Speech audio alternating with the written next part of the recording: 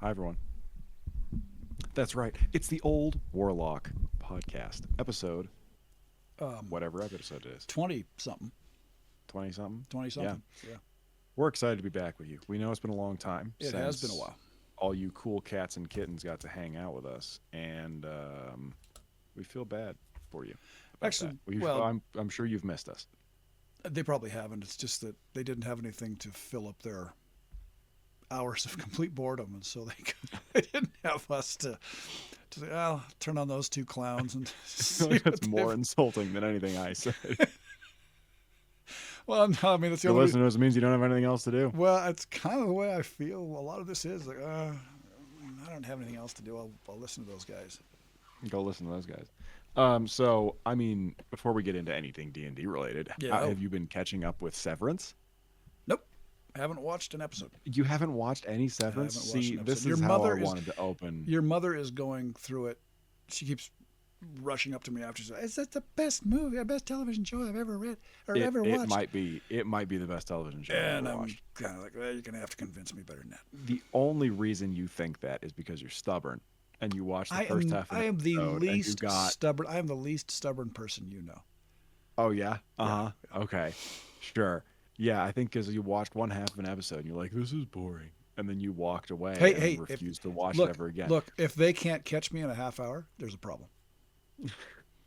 That's not on me. Okay. That's not on me. We're That's on them. we're gonna take a quick little survey here, an old warlock survey, and down below, in if you're watching this on YouTube, let us know whether or not you are watching Severance and what your thoughts are, and make note that anything other than raving positivity will be met with anger by me. Don't So worry about it, guys. keep Don't that in worry mind. about it. He's all bark. Here's Call me a tree. here's the thing.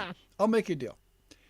If more people say you need to watch Severance than people say don't watch Severance, I'll give it another go. I'll try another episode. I'll try to start it over again. All right. I will accept that. Don't Because do it it, is guys. fantastic. I don't want to watch it. I don't want to watch You would like it. I You would might not hate- like it. I'd There's not hate enough it. explosions. There's not enough it. explosions. You and your mother always fall this. There's not enough violence in it for you. It's like you guys Uh-huh. both watch more violent movies than I've ever watched Okay. in my life. I accept that though. I know that. Right. But She does you not. still parrot it though. Well, yeah, because it annoys you. Yeah. Speaking of violent TV though, Yes. have you continued watching Game of Thrones? I have. I have continued watching it, and I'm actually now into it. I'm actually See? starting to watch it. What I did I mean, tell you? I What think- did I tell you? You said this is a dumb show, Dad. You'll hate it, and I thought I'm going to Yeah. show you wrong, Yeah. and I went and watched it. Anyway. Uh-huh. No, I'm in second season, like episode 3 or something. Okay. What's And- happening? What just happened? They just started the war. The Starks just started the war with basically the kingdom. Oh, Rob is on his. He's on his Yeah. he's attacking south, and Yeah. but the thing that I actually am enjoying more is the Targaryen story. Oh, that's the best part. Yeah, and but they're Of not the show. doing. Is it Targaryen or is it Targaryen? Targaryen. Targaryen. Yeah. They're not Think. they're not paying enough attention to that. You know, they're spending all this time with the Starks. It's like, okay, yeah, this is all really interesting, and yeah, it's kind of following normal fantasy Yeah. tropes. I want to know what's going on the other continent with the girl that has the dragons. You know, it's like that's what I'm interested in. Yeah. But they're They'll- just they'll- kind of they're just They'll kind of start to lean more into them. that's good. As That's the because show goes that's along. what I'm more interested in. But overall, it's yeah. There's a lot more going on. I think that they finally found their way. Yeah. You know, I think that they were kind of lost there for the first season, going, well, which direction do we want to go with this, and how complex can we be?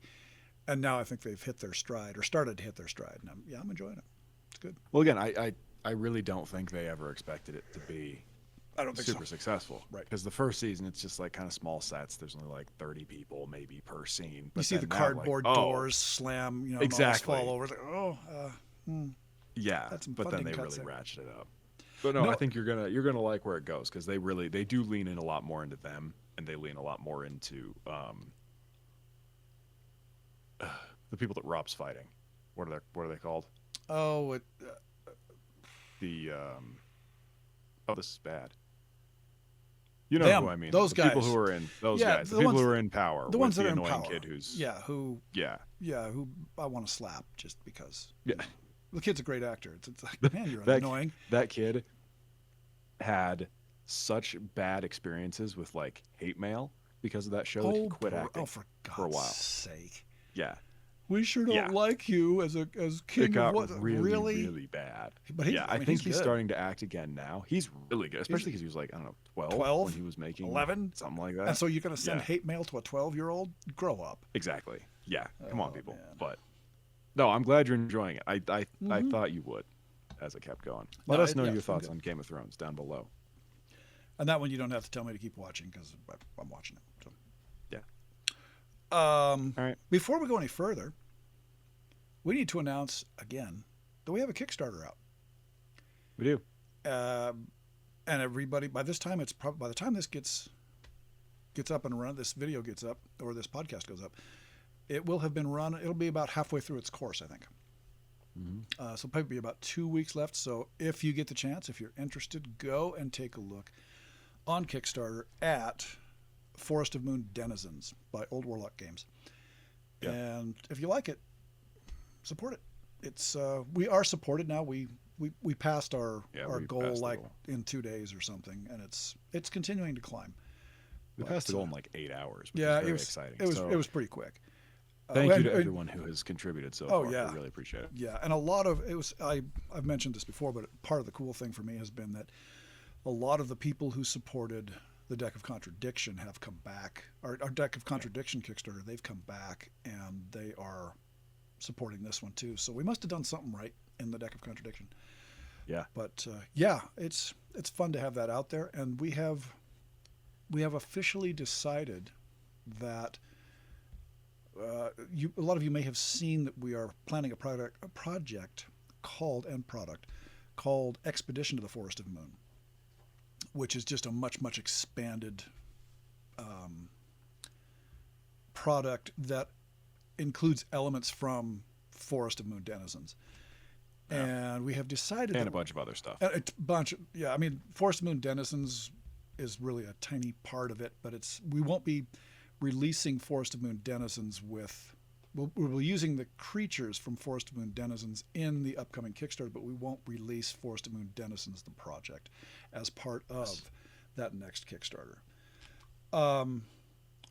But the big news is that we have decided to go and turn this into an actual book, as opposed to just making another card set or making it some booklets. We're going to go with a hardcover book and really kind of Not like jump a in. novel. No. But- I'm sorry. Yeah, it's going to be a setting. It's a fantasy role Yeah. playing game setting, and what we have decided to do as well is we're going to make the statistics inside of it be OSR compatible, and we're also going to be doing it with Shadow Dark statistics. So we're going to use both. And the reason for that is because I've been playing a lot of Shadow Dark. I play it every week now with my friend Drew. Well, you know Drew, and Yeah. so Great guy. Yeah, he is. He's a really good guy, and he's been running us through, me and some other guys. He's been running us through Shadow Dark every Tuesday, and I really have enjoyed. It's been my first opportunity to sit down and play it for any length of time and to really get the nuance of the game and understand how well it works. And I'm really happy playing with. I mean, it's not like I'm going to give over on our D&D, for Shadow Dark No. alone, but it's fun to sit down and play Shadow Dark as well. And I thought, I need to just, I'm going to make the stats for both OSR and Shadow Dark. Yeah. So that's kind of what we're planning now. I've already been in touch with some printers to try and start getting some prices on how much it would cost to make this book. And the book is going to be just the entire setting of the Forest of Moon, but it's also going to be about, again, the Wandering Elephant Expedition Company going on an expedition into the Forest of Moon to retrieve an artifact, and the things that they encounter, and the dungeon that they go into, and which is actually a fairly big complex, but also just how things interact and what it's like there and why it's different from the surrounding area and stuff like that. So yeah, it'll be Yeah. it's I think it's going to be a fun project. Yeah, I mean, we've been working on it for a long time now. Yeah. And I think based off of the granted limited reception to the Denizens book, I think that you guys are really going to like it. I think it's going to be something when the whole thing comes out. Yeah. When the full Oh, I think project so. comes out, I think it's something you all would enjoy quite a bit. Yeah, and I think that Denizens is limited in its scope. I think it's a really cool product because it gives you 10 creatures with a backstory that you can put into any campaign. It's just a fun little thing. It's a fun little thing, and it's like $8, for a PDF of it. There's no hard copy of it, but we'll be using the money for that to help us also move forward with the Forest of Moon project. Yeah. So anyway, yeah, there's that. Exciting things coming down the pipeline here at the Old Warlock Games. Yes. Or, sorry, Old Warlock Games, Old Warlock Games, yes. to be more specific. If you guys have any questions regarding any of our current, past, or future projects, do not hesitate to ask away. Just ask. And we will answer whatever we can. Yep. Yeah. What else we got going on? Other goings on. We're going to have really interesting thing happened today. Actually, the past 2 days. We just released a video about TSR's Gangbusters. That was released on Friday. Today is Saturday. Yes. And response has been, kind of average. But we were contacted by a couple of different people who said, hey, look, we know that you're troubled, for lack of a better term, by the complexity of TSR's Gangbusters. There's a guy by the name of, I don't want to get his name wrong, I want to say it's John Hunt. Hold on. I know the last name is Hunt, but I'm pretty sure his first name is John. Check the emails if you've got your phone there recently. Yeah, I'm looking at it right now. And John Hunt did a version of Gangbusters, but he converted it into the BX rules for Dungeons and Dragons, essentially the early BX Dungeons and Dragons, and it's much simpler. Glenn, and I'm not going to say Glenn's last name because I don't know if he wants me to or not. Glenn was kind enough to give me access to a copy of the PDF of that, because apparently John Hunt is going and doing another edition of it. Of this, his name is Mark Hunt. Mark Hunt. Okay, sorry. Mark Hunt is doing another edition of this Gangbusters BX, and really it just takes the entire Gangbusters concept and makes it easier.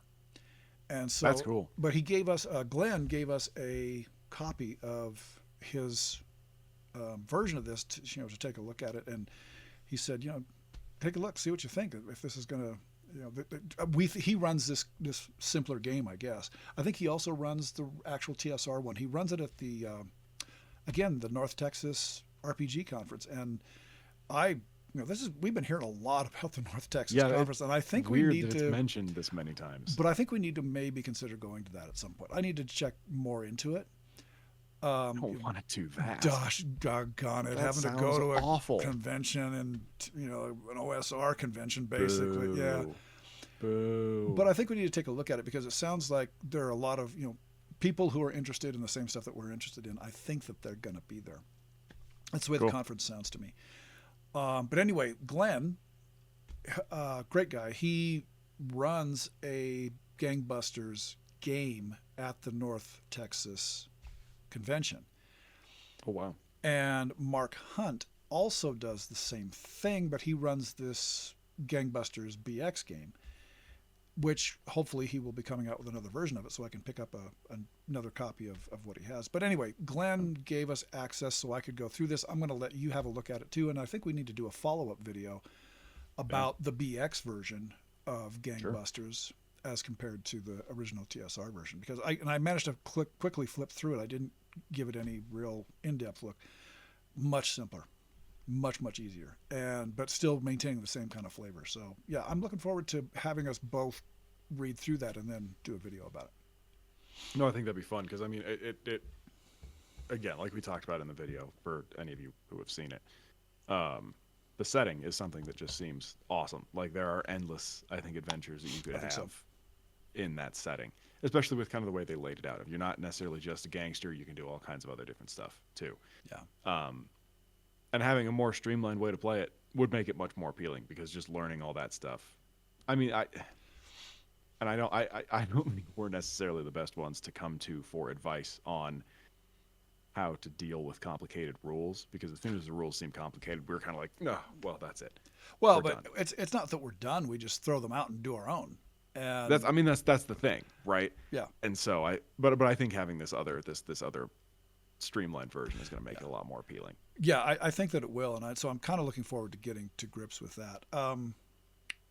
Also, two other things that we're going to be doing a review on that we received copies of some things, and one of them is by Evil Genius Games, and that's the one that you have at the moment, because I've managed to go through most of it, but I want to go through it again one more time, about the modern day, basically modern day hero-ish RPG. Everyday heroes. Everyday right? heroes, yeah. Yeah. I want to do a video on that, because I think there's a lot of really cool stuff in that. Oh yeah. I think it's a creative idea, and it reminds me of the image. I can't remember which book it's in, but in one of the D&D books, there's all the wizards and knights sitting around the table. Right. Yeah. And they're like talking about being an accountant or something. Right. And rolling dice. It just Right. it immediately made me think of that. Yeah. But I think it could be a lot of fun. And again, a game where if you approach it creatively, I think you could have some really cool adventures. I think that with that particular one, at least based on what I saw about it, it's really open ended. You know, you can do anything with that game, and the one of the really cool parts about it is if you're setting it in the modern world. I mean, you don't have to worry that much about doing your prep, because all you do is say, today we're doing this in Detroit, or whatever. Yeah, pull up Google Maps. Yeah, exactly. And so you've got things ready to go. But I thought it was a really cool concept. And man, you want to talk about detail in that book. And I'm not talking about detail like, oh, this is such a slog to get through this system. No, it's detail as in, wow, there's a lot of really cool stuff that you can draw upon to make that particular world that much more robust. Yeah, I'm really looking forward to talking about that. No, that one's going to be a lot of fun. I think that's one that we should play as well. Yeah, I think so. Yeah, I agree.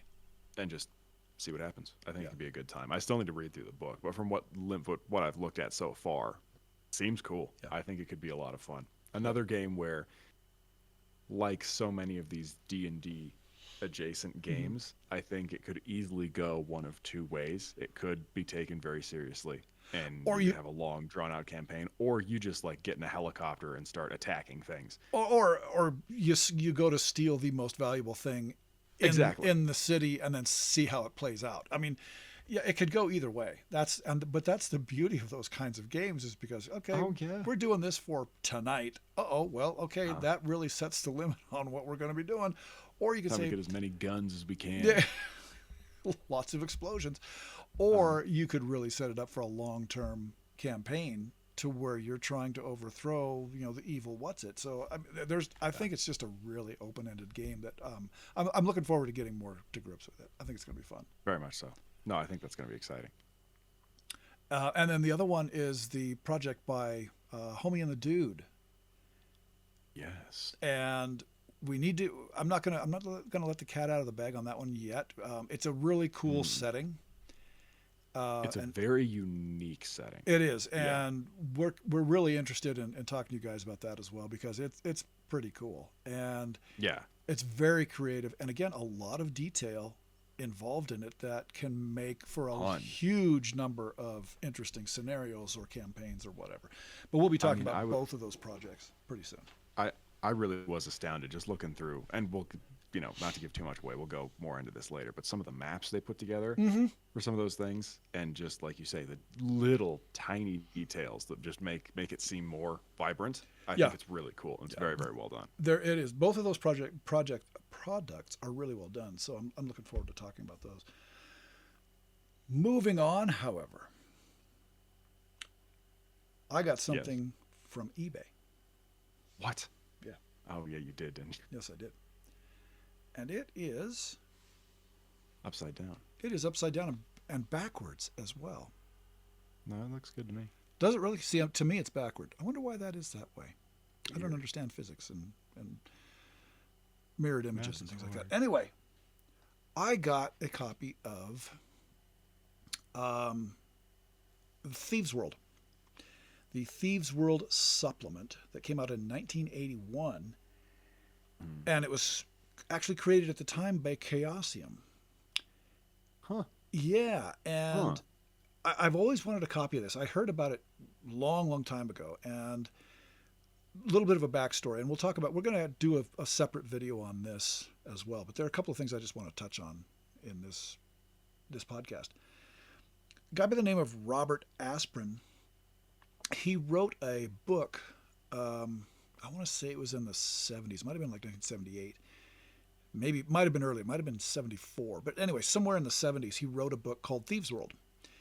And one of the things that he was talking to some authors at a science fiction convention, apparently.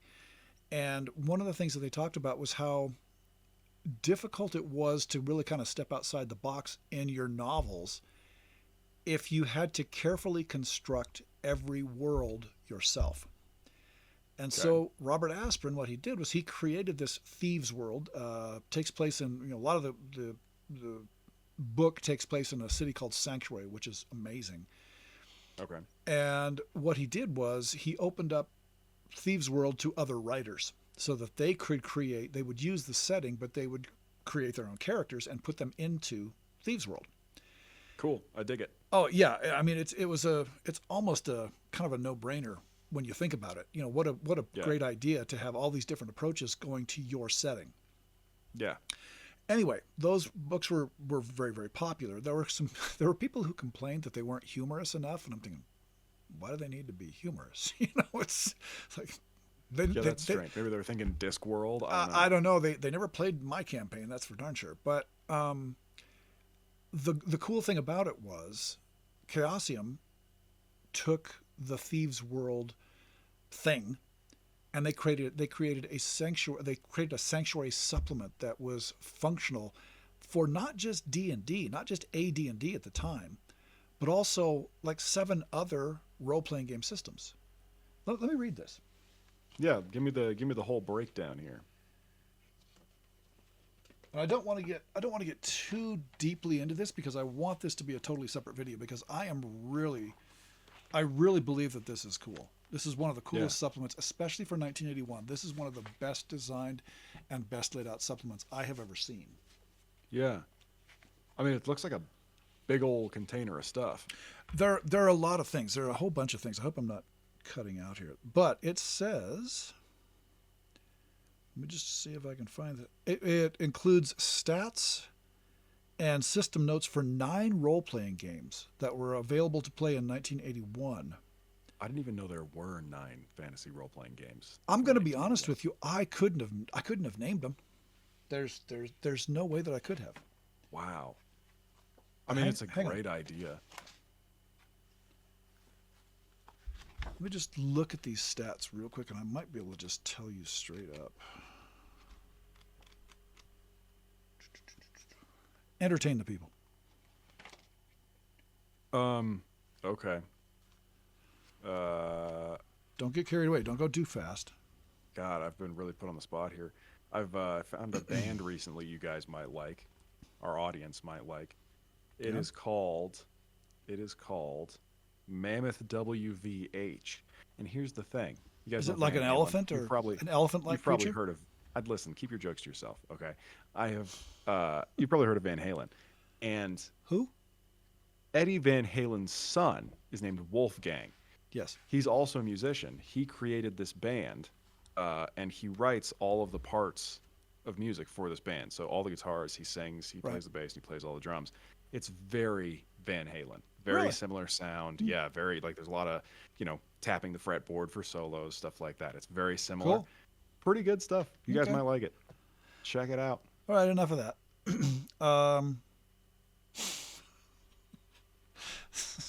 Sorry, guys. We do this for us.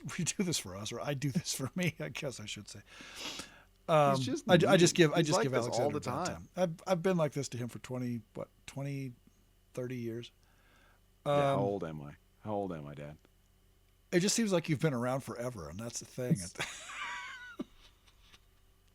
I can't remember a time when you weren't bothering me. Yeah, exactly. I cannot recall any time when you weren't an annoyance. You're 24 years old, son. I know how old Well you done. are. Well done. I was just putting you on the spot. Okay, it gives statistics. This Thieves World setting gives statistics for advanced D&D.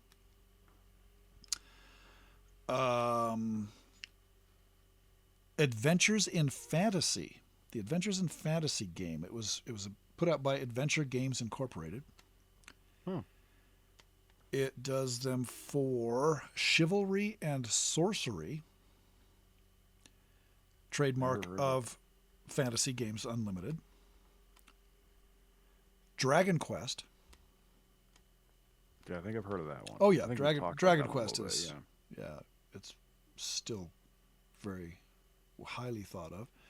Then just basic Dungeons and Dragons. So AD&D and basic Dungeons and Dragons. Sure.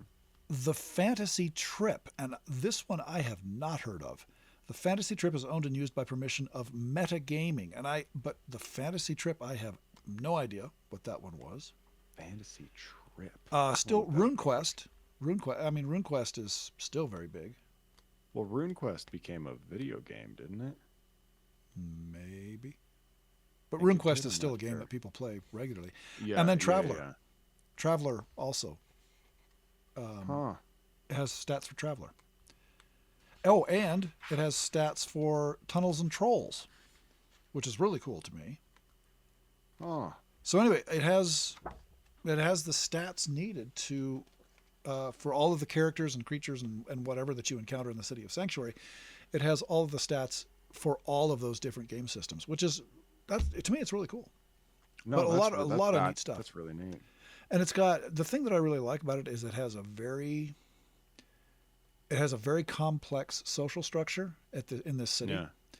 And if you want to get anything done, you're not going to just go up and hack your way to the prince who oversees the city. You have to grease people's palms. You have to find a way to get an audience. You have to go and make sure that if you grease the palm of one person, they'll give you access to somebody else, and you have to grease their palm to find out when you might be able to, unexpectedly encounter the prince and give him a charter of the things that you need to have done. I mean, there's a lot going on with this.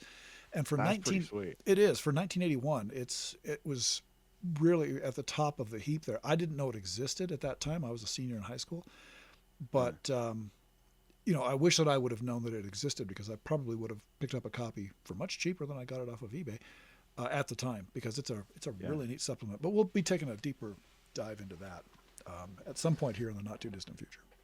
No, that sounds like a lot of fun. And I'd like to not just make a video about that, but playing that I think would be pretty cool. Well, in fact, I've already decided on where Sanctuary is going to exist in my campaign. Oh, yeah. It doesn't. There's some external trappings that go along with it. Okay. That involve different empires and things like that. That's all going to be completely removed, and then I'm going to substitute my own things for it. But the city itself, I love the term Sanctuary, and I love kind of the reasoning behind why Sanctuary exists. So I'm going to work that in as well. But yeah, I've already got a location for it. And I mean, the way they have this thing set up and how you can people it and how you can make, drop in the buildings, not the buildings, but the shops and the government buildings and all that kind of stuff. The way you can do all of those things is completely unique to each person's use of it. And yeah, you could have an adventure in the City of Sanctuary you could campaign in the City of Sanctuary, even though it's estimated to have like a 20,000 person population. Yeah, you could just there's no end of stuff that you could end up doing. That's pretty cool. No, that sounds like a lot of fun. Yeah.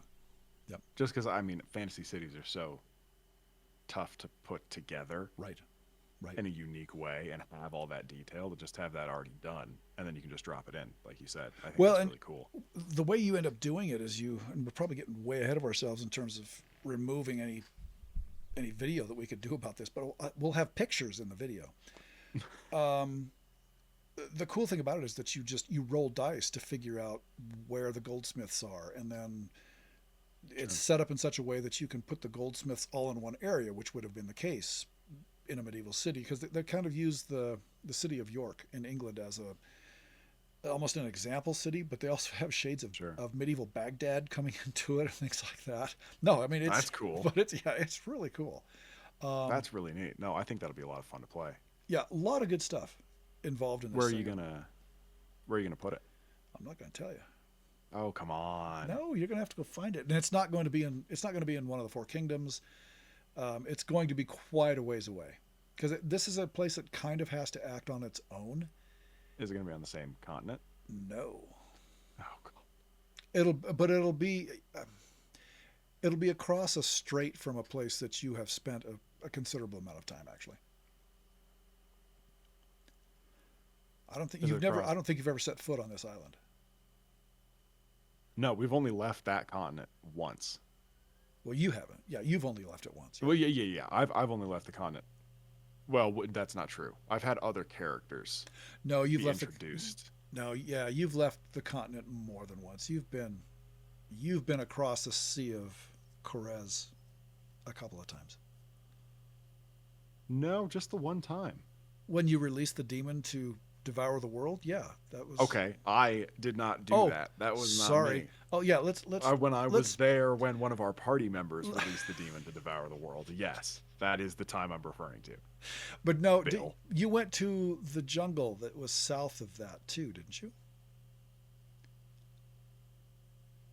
Yes, but that was at the same time. That was the same Yeah, outing. right. You're right. Okay, I see Yeah. what you're saying. Yeah, Yeah, but that's on yeah. another area that's much further south. Yes. Right. Yes. Trying was to a find a long way time ago that we trying did to find that. a way to hide from the demon that you released upon the world. Yeah. Oh, hey. I don't even remember. Why did we go to the jungle? I think it was actually you were trying to get some clues about what was going on with that the intended the soon to be release of that demon. Because we had to talk to the kid. No, because I think we went there after we released the demon. Yes, you Because did. we talked to the kid that was the guardian, and he was like, "You need to go here." Right. But you were trying to learn about find what was going on. right, you're trying to find out more information about what you had done. Yeah. Yeah. Yeah. Which still has not Hasn't yet been come resolved. home to roost. Has not No. been resolved. Although it's being resolved now. All the things that are going on, they play a Oh. definite all of that releasing that being, Yeah. that plays a role in what's going on right now. We've got to play those characters again. I Yeah, know it's only I know. it hasn't been that long, but No, it has really been. love It's been a it. long time. It's been 5 months or so probably. No, since not we those played characters. ones. Although no, that new set of characters where you guys are in that dungeon now, Yeah. they're being affected by your other character's release of that evil being. Well, I figured that with Yeah. all the stuff. I mean, people listening, if you're still here, So sorry. yeah, people are like, "What are you talking about?" Sorry, guys. Yeah, But the sky stuff, yeah, that has to do. Yeah. yep. Anyway. Yep. Anyway, Sorry, guys. I completely spaced. We were actually having people listen to what's going on. My bad. I got way too into it. what else? Okay, well, we can move on from that because people are going to be just getting really tired of us. I have, I've been seeing a lot more comments that say they want you to release portions of your world or to talk more about your world. I've seen that is true, but I think that we need to do that in a more structured manner Oh, I agree. rather than Instead just of having us us babbling yammering about it. Yeah, we need to do that. One of the things that let's see, I got a message from Drew yesterday, I think it was. Oh, yeah, I And- saw that he sent something, but I didn't see what he said. Well, he's wanting to. He's got a whole bunch of RPGs that he's purchased over the years, and so he's wanting to get together with the group that we're doing Shadow Dark with, and maybe once a month jump into some of these other games. Yeah. And so I asked him, hey, I've got a setting that I want to try out, and just to let listeners know, I want to try out a new setting that is based in my homebrew OSR rules, basically my Holmes Basic rules. And No. what I'm looking to do is I got a hold of Cthulhu Dark Ages. We talked about this way back several months ago. We talked And about it a couple times, yeah. yeah, and I really I love what they did with Cthulhu Dark Ages in terms of the setting. But I decided that I didn't really want to jump into both feet into the Cthulhu River, if you will. And so I think what I'm going to do is I'm going to take the Cthulhu Dark Ages setting. No, I mean we will play Cthulhu in other ways. But what I've done is, no, you're going to be fine. You're fine. Betrayal. What I want to do is I'm going to take Cthulhu Dark Ages and I'm going to drop my system into it, and we're going to use my system to play it, but it's going to maintain a horror-filled Cthulhu-esque feel. Yeah. But then there's also going to be a lot of undead, and it's going to be Cool. it's going to be historic adjacent with a bunch of different types of factions battling it out to try and keep some trying to raise Cthulhu and the elder gods, and what do they call them? It's the elder gods, and there's another term. The old ones. The old ones. That's what I'm thinking. Sorry. I think. Yeah, It's it's been been a so while long since since I've I've read looked at it. But anyway, Yeah. some will be wanting to raise the evil things, and there will be other groups that are trying to keep it down, as they had in Cthulhu Dark Ages. But I want to expand upon that a bit, but again, Sure. tie it into my OSR rules so that it's going to Yeah. run much quicker and easier. No, I think that makes sense. I mean, the value doesn't come necessarily from the rule set No, itself. It's- Especially if it's it's the the setting. same general yes, setting. and it will Like be. if we were just to play Call of Cthulhu like that, I feel like that would have to be that would make more sense to use the actual rules, which Right. I do want to do again at some point. But yeah, no, I think that's gonna be a lot of fun. That because especially given the way you run the game anyway, adding that overall theme into what's going on, I think it lends itself very easily to the way we play. Yeah, I think so, and I think it. And I also run it. I want to run the game setting through a regular group, Yeah. but I also want to have almost an entirely new group because I want to see the different approaches that both sets of players, the people who are familiar with my playstyle, Yeah. I want to see what they do with this setting, and I also want to see what an entirely new group or a largely new group will do with the same setting. Yeah. Because again, it's something, a long-term plan. I may end up wanting to release that as a setting Sure. for people to play in. I think it could be No, fun. I think that would be a lot of fun. I'm really excited about the Cthulhu Dark Ages stuff. I think that's going to be. They did It's so cool. They did such a good job on Mm-hmm. that Cthulhu Dark Ages setting. Oh my goodness, it is so well done, and I couldn't not. But I was like, oh, do I really want to jump into an entirely new system? I've got Shadow Dark going. I've got my regular AD&D stuff, or my basic D&D stuff going. Excuse me. Do I want to go and try and master Call of Cthulhu as well? And I thought, Yeah. no, I don't. There's no real need to. No. No. No. That's exciting though. I'm looking forward to that. I was really disappointed, Drew, if you're listening, that I wasn't able to play in the horror. You would have enjoyed Thing. it. You would have had fun. I would have had such a good time with that. Yep. No, that sounds like it was fun. Do you want to tell the people a little bit about what that was?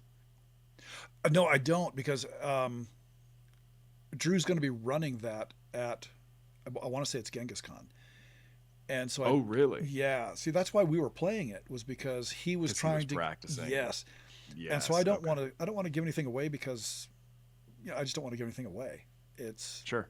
I want to give things away because there's a lot of cool Yeah. stuff in it, but I don't want to give anything away. So I'm going to wait until after Genghis Khan before we talk more about it.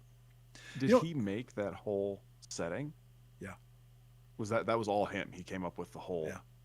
That's cool. Yeah, Well I mean, done, Drew, 'cause he it sounded really awesome. he really went all out on developing this thing, and it's really well done. Cool. We ought to get Drew on the podcast.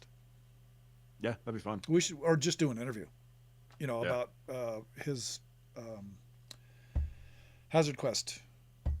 But maybe get him and his partner from Hazard Quest on and just talk about how they developed it, why they developed it, what they enjoy Yeah. about it, that kind of thing. I think people might be interested to hear about Hazard Quest, which is enormously popular on the Rocky Mountain Front Range. Yeah.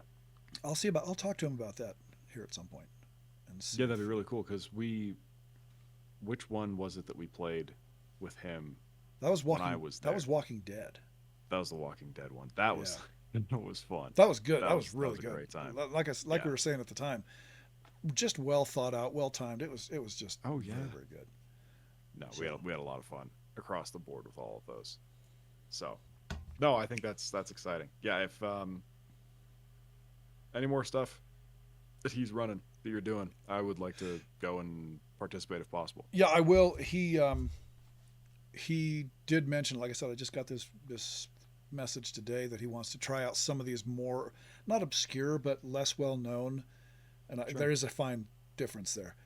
Some of Yeah. the less well known RPGs that he's picked up over time, and he wants to kind of jump into them and see about it. And he also mentioned actually playing the Walking Dead RPG, which I think Yeah. you might like to play. I think that could be a fun one I think it to could, dive into again, and I think that is but I think one it could have legs on it that could keep going that's for a little bit longer. that was my thing. The one that we played at the convention was, there's a set time limit to get through it.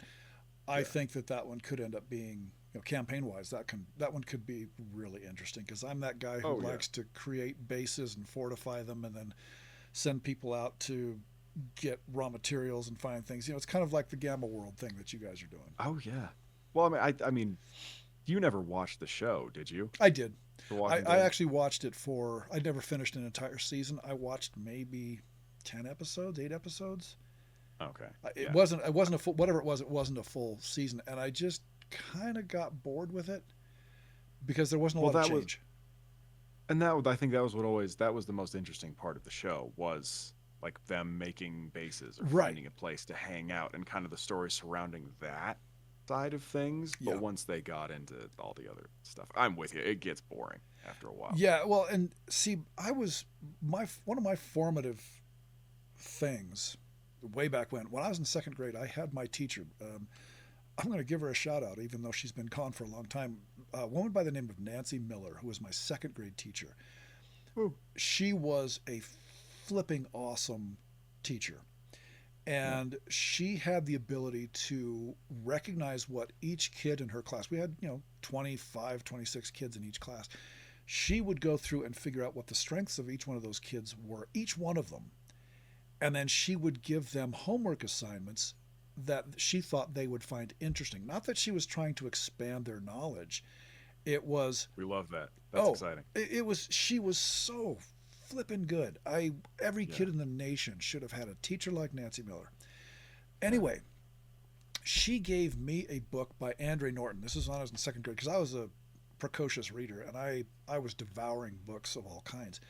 You can tell by the use of the word precocious. And people have been saying that I'm precocious all my life. I don't know what it means, but anyway.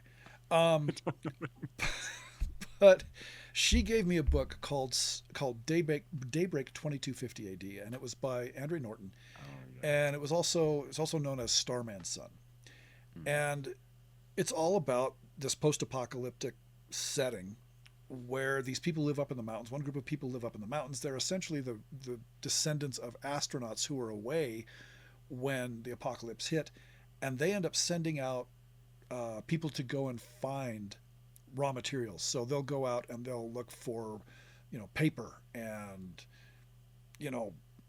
plastic bottles and pencils and this kind of stuff. And they bring these things back to their base as these great treasures.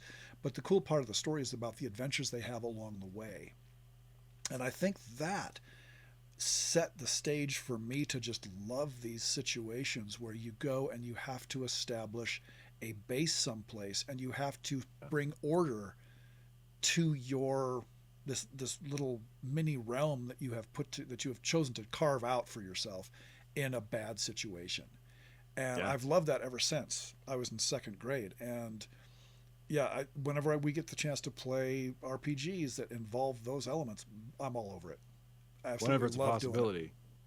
I mean, our goal whenever we play role playing games is you got to find a place where you can hang out Yep, and build something up, protect yourself, and then you create some sort of industry that's it. out of wherever that is. That's exactly Which it. might sound boring when it's portrayed just like that, but it's really cool. Well, There's a lot of creative routes that you can take to do this stuff. and the first major game of D&D that I played in, and some of our listeners may have heard of this before. The first major game that I played in was with my friend Brian Tyson.